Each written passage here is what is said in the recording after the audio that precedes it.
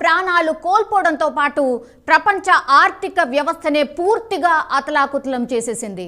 అప్పుడు corona virus బారిన పడి ప్రాణాలతో బయటపడ్డా ఇప్పటికీ దాని తాలూకు ప్రభావంతో ప్రజలు ఇబ్బందులు పడుతూనే ఉన్నారు.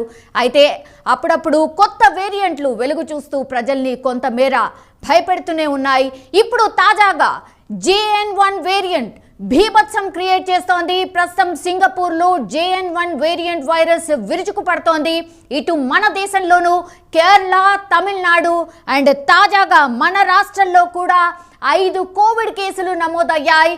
సో ఇప్పుడు అందరూ కూడా అప్రమత్తంగా ఉండాల్సిన టైం వచ్చేసినట్టు కనిపిస్తోంది. ఎందుకంటే తెలంగాణలో 5 కరోనా పాజిటివ్ కేసెస్ ఆల్రెడీ నమోదైపోయాయి.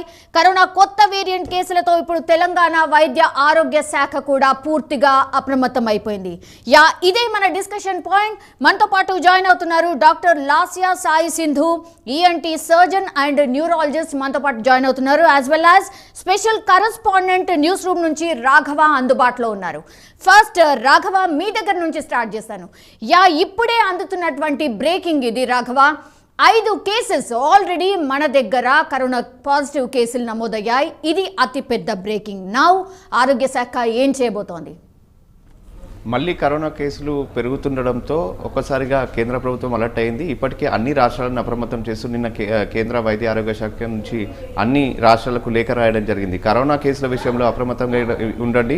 కరోనా పాజిటివ్ కేసులు అనేది కూడా ఒక్కొక్కటిగా పెరుగుతూ వస్తున్నాయి. అన్ని రాష్ట్రాల్లో కొన్ని కేసులు పెరుగుతున్నటువంటి రిపోర్ట్స్ అన్ని కూడా మాకు వస్తున్నాయి. కాబట్టి అందరూ అప్రమత్తంగా ఉండండి.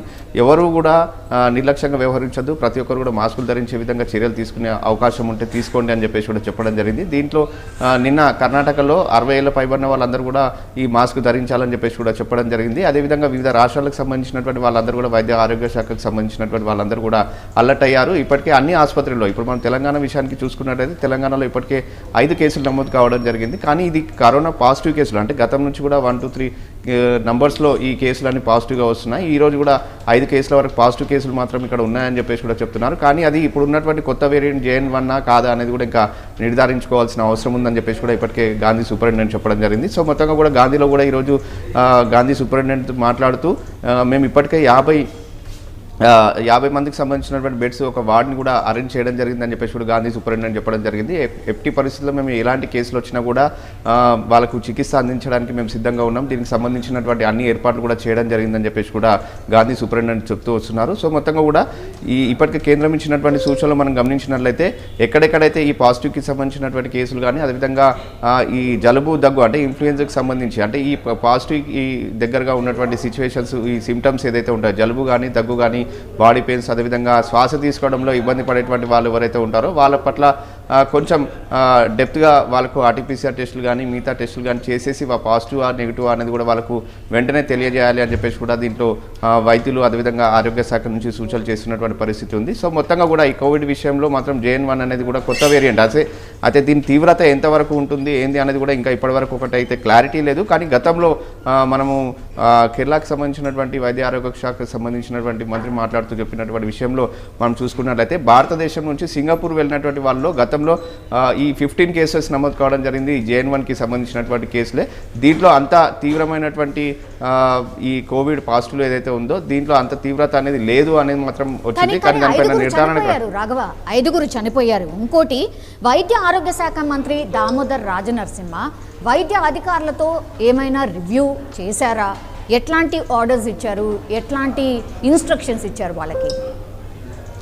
వైద్య ఆరోగ్య శాఖ నుంచి అదేవిధంగా కేంద్ర వైద్య ఆరోగ్య శాఖ నుంచి వచ్చినటువంటి సూచనలు పాటిస్తున్నాయి. ఇక్కడ ఉన్నటువంటి అధికారులు కూడా రివ్యూ ఏర్పాటు చేసుకోవడం జరిగింది. దీంట్లో భాగంగానే ప్రస్తుతం ఉన్నటువంటి ప్రభుత్వ ఆసుపత్రులు, తెలంగాణ వ్యాప్తంగా ఉన్నటువంటి ప్రభుత్వ ఆసుపత్రులు ఏదైతే ఉన్నాయో అక్కడంతా కూడా ప్రత్యేక వార్డులు కూడా ఏర్పాటు చేయడం జరిగింది. వాళ్ళందరూ కూడా మేము సిద్ధంగా ఉన్నామని చెప్పేసి కూడా చెప్తూనే ఉన్నారు. దీనికి సంబంధించిన ఏవైతే ఏర్పాట్లు చేయాలో అవన్నీ కూడా చేయడానికి సిద్ధంగా ఉన్నాం. ముఖ్యంగా కేంద్రం సూచనలు చేసినటువంటి RT-PCR టెస్టులు కానీ, అదేవిధంగా ర్యాపిడ్ టెస్టులు చేయడానికి కూడా ఇవన్నీ కూడా ఏర్పాట్లు చేసుకోవాలని చెప్పిన నేపథ్యంలో అవన్నీ కూడా మేము సిద్ధంగా ఉంచామని చెప్పేసి కూడా కొద్దిసేపటి క్రితమే గాంధీ సూపరింటెండెంట్ మాట్లాడుతూ చెప్పడం జరిగింది.